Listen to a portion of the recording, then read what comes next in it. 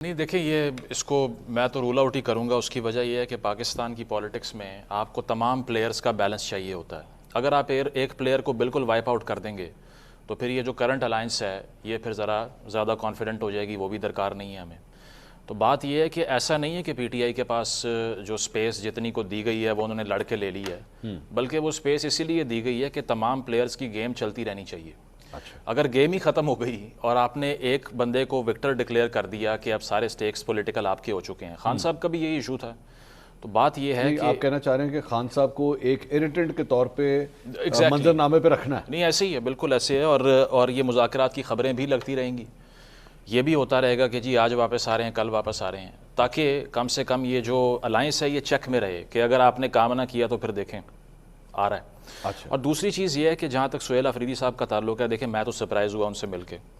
میری جو ان کے بارے میں ایک اسیسمنٹ تھی وہ اس سے زیادہ میچور مجھے لگے. آپ نے بھی ان سے سوال کیا، میں نے بھی کیا. بڑا انہوں نے براڈ مائنڈیڈ ہو کے، ٹالرنٹ ہو کے اس کا رپلائی بھی کیا. بے شک اس سے اختلاف کر سکتے ہیں، لیکن میرا خیال ہے کہ سہیل صاحب اگر اسی طرح ریلیز نکالتے رہے، پاپولر ہوتے رہے، نیریٹو کیپچر کرتے رہے، لائم لائٹ لیتے رہے، تو سب سے زیادہ ان کی نوکری خطرے میں ہے اس وقت.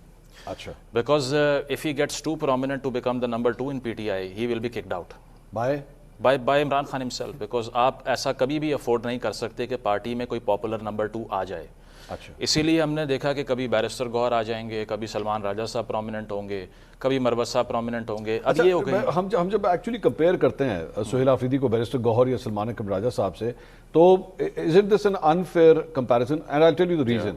بیرسٹر گوہر اور سلمان اکرم راجہ جو ہیں، وہ سلمان اکرم راجہ صاحب الیکشن ہار گئے. میں اس ڈیبیٹ میں نہیں جا رہا، صحیح ہارے غلط ہارے، دیٹس اے ڈفرنٹ ڈیبیٹ. لیکن الیکٹورل پالیٹکس میں پہلی دفعہ انہوں نے انٹری کی نا. سہیل آفریدی کمپیریٹیولی ایک پرانے پلیئر ہیں. بیرسٹر گوہر بھی ایک پرانے پلیئر ہیں، لیکن اتنے پرومیننٹ پلیئر کبھی نہیں رہے جتنی سہیل آفریدی صاحب رہے ہیں. وہ عوام کے ووٹ لے کر آئے، اس کے بعد پارلیمنٹ کے مطلب صوبائی اسمبلی کا ووٹ لیا، وزیر اعلیٰ بنے.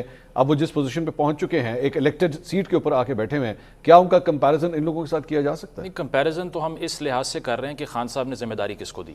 آبویسلی پولیٹیکل بیک گراؤنڈز میں فرق ہے، اور آپ کو ایج میں بھی فرق لگتا ہے، انرجی میں فرق لگتا ہے، ایکٹیویزم کے انداز میں فرق لگتا ہے. لیکن یہ ساری نئی ٹیم جس میں شفیع جان صاحب ہیں، یہ ہیں، یا اور لوگ ہوں گے پختونخوا کے، میرا خیال ہے ریوائول کیا ہے انہوں نے کچھ نہ کچھ پارٹی کا. گنڈا پور صاحب کے انڈر تو یہ ایکٹیویٹی بھی نہیں پاسبل تھی، نہ انہوں نے کی. انفیکٹ اور مذاق اڑوایا پارٹی کا اور نقصان کر دیا.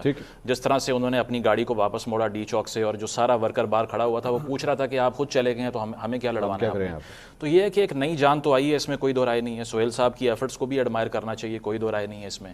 اور دوسرا، یہ سندھ میں جو کچھ ہوا ہے ابھی، اس میں پیپلز پارٹی کی طرف سے جو میسیجنگ تھی نا، وہ یہ تھی کہ دیکھیں جی ہم نے تو